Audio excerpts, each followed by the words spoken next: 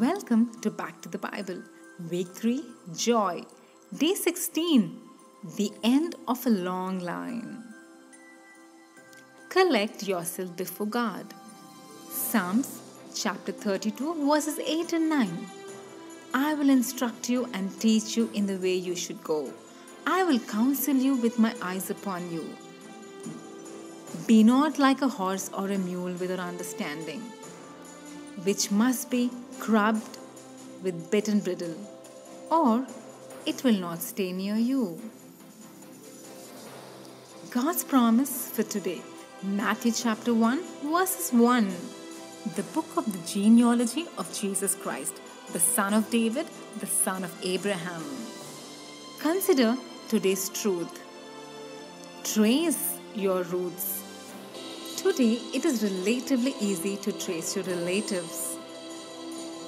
Technology allows us to map our DNA and discover our ancestral line. Perhaps you have done it.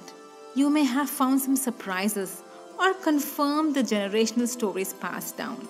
As interesting as that history is, I am sure not one of us begin Christmas Day with it.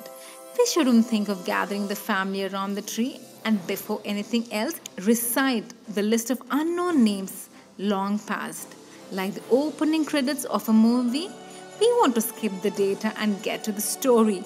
Matthew ignores our impatience and begins the story of Jesus' birth with a list of 42 ancestors, many long forgotten and ignored. Kings, prostitutes, and Gentiles. So why does Matthew begin his gospel in the most boring manner possible? As one of the 12 disciples of Jesus, he could have started with a dramatic miracle or an interesting quote from Jesus. Instead, the accountant in him begins with a ledger of people whose sum is Jesus. And frankly, some of the names don't seem to add up. It makes sense to include David and Abraham. That gives Jesus a royal descent and a claim to the father of faith. But Matthew includes some shady and sordid people. Manasseh was the worst king in Israel's history. Matthew 1:10, Rahab was a prostitute and Ruth was a Gentile. Matthew 1:5. These are not the people you highlight in your family credentials. It is a messy list, but a list which ties Jesus to Israel's history and announces him as a rightful heir to David's throne. Matthew wants us to know that God is a covenant keeper and Jesus is his king who fulfills the covenant he has made. God rules over all. We can be guilty of making promises we cannot keep, despise our best intentions. Flat tires, bad weathers, delayed planes, illness or foreseen circumstances can frustrate and deny our promises.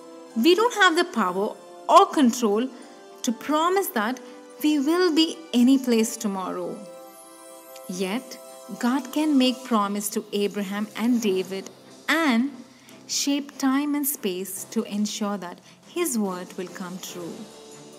Consider the centuries God controlled and the geography he spanned to have Jesus born in Bethlehem.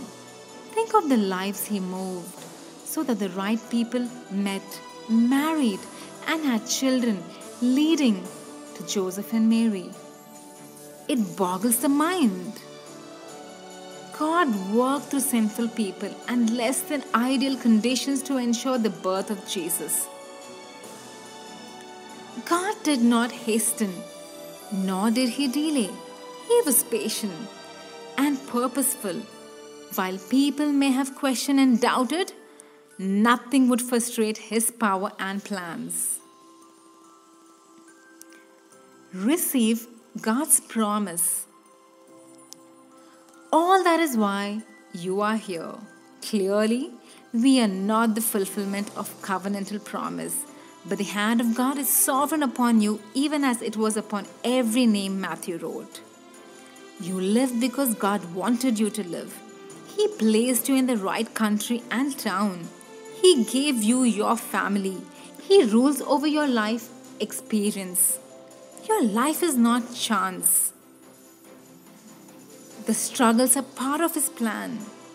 Ephesians 2:10. You are His workmanship, created in Christ Jesus. This Christmas, consider the followings.